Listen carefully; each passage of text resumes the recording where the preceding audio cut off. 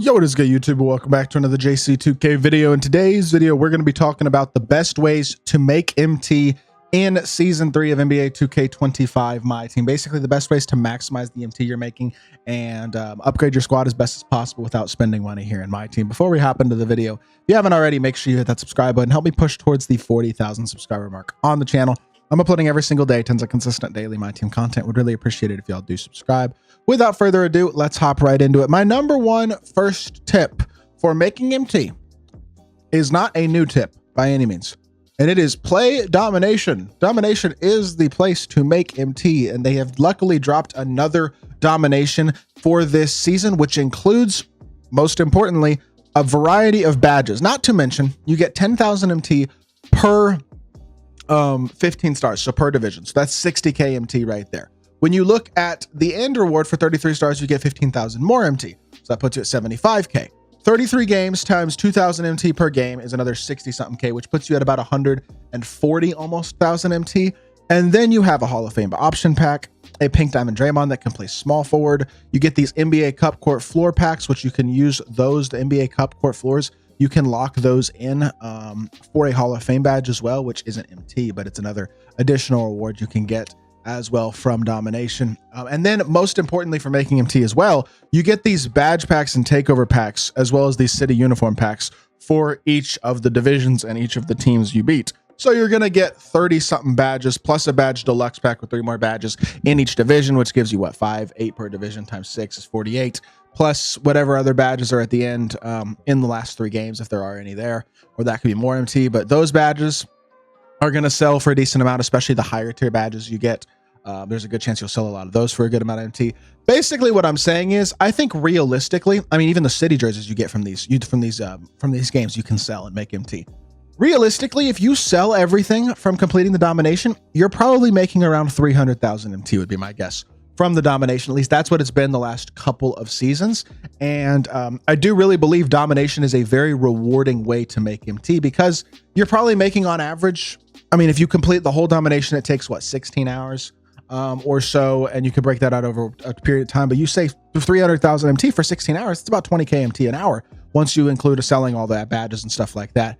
And it's going to take some time, but it's a good chunk of MT. And the best part about that is that MT now goes further than it did, because there are so many good cards at every single position that are affordable. Like at every single position, if there is a diamond, there are good diamonds that you can get for under probably 50k MT at literally every single position. And that is really nice because, for example, a Mike Conley or especially Alex Caruso at the point guard position is now very affordable. Kyle Lowry's affordable. There's some good point guards. Andre Miller's not bad. He's less than 20k MT. Like, there's a good variety of cards you can get at every single position that are going to be solid cards. Doug Christie and Danny Green are both elite level cards that are very affordable now at the shooting guard position. Jared McCain is affordable. Small forward or shooting guard again, Corey Maggette, really good option. OG Anunoby, incredibly affordable now for how good he is.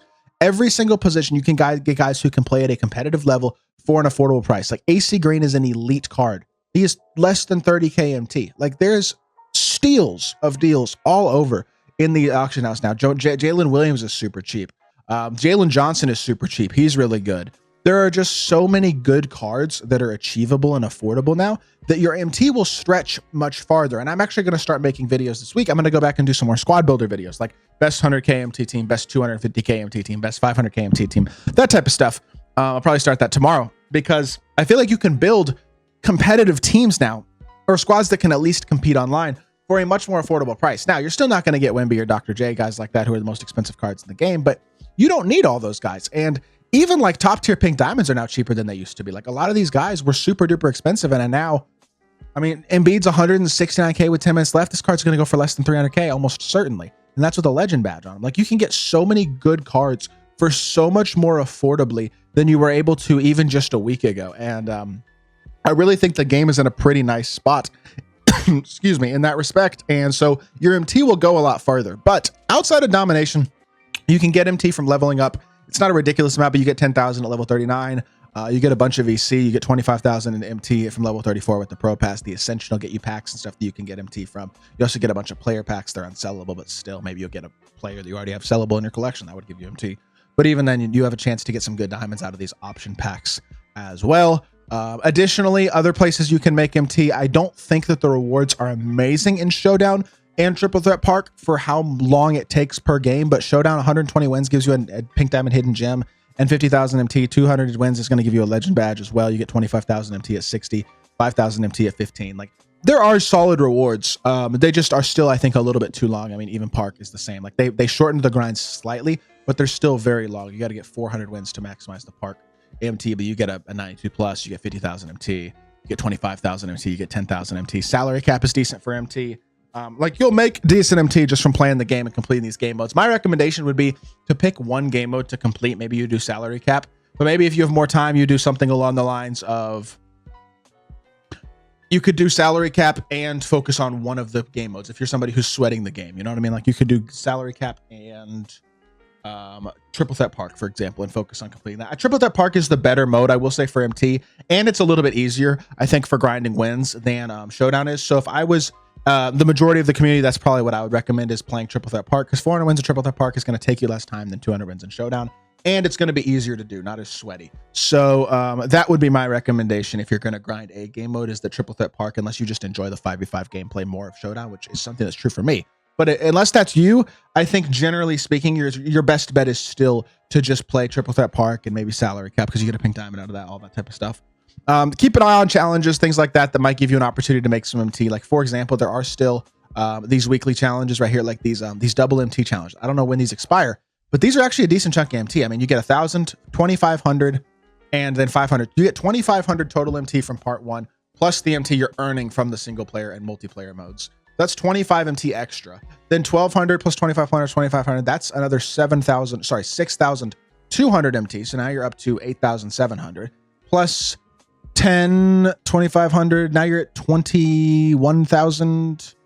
Yeah, 21,250 or so, somewhere around there, 21,200. And then the last is another 15, 25,000 MT. So you're probably looking at almost 50K MT from these challenges. For example, just for playing the game, if you grind those out, which I got to get more single player MT to get on to part 4 so I can get that MT. But this is another thing that I think people aren't really even aware is happening, that you can spend MT on, or you can make MT from, I should say, as well. So overall, there are, I think, different ways to make MT. I do think overall, unless you're like grinding, unless you're grinding, I feel like Showdown or sniping or something like that, you're probably not going to make a ridiculous amount of MT for the most part for playing the game, outside of obviously Domination. So if you're looking to prioritize making MT, Domination is the place to go.